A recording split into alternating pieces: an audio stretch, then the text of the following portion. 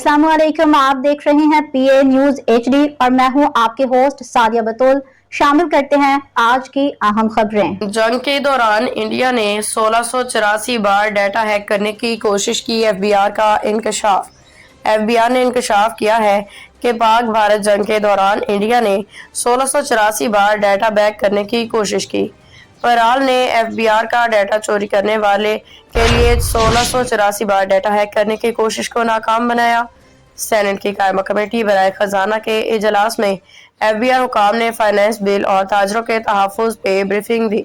FBR ने registered कारोबारों के लिए कैश ट्रांजैक्शन पे लिमिट दी 2 लाख से बढ़ा के 25 लाख करने की दहानी कराई। इस वक्त एफबीआर ने रजिस्टर्ड कारोबारों के लिए कैश ट्रांजैक्शंस पे लिमिट 2 लाख की आयद कर रखी है।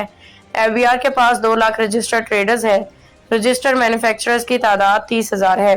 Member operation FBR Hamid Atiq ने बताया कि एफबीआर को सालाना 80 lakh income tax return file हो रहा है। एफबीआर अफसरान बिजनेस परमिसेस पे रिश्वत खाना या सोने की जगह भी मांगे तो मुअत्तल होगा।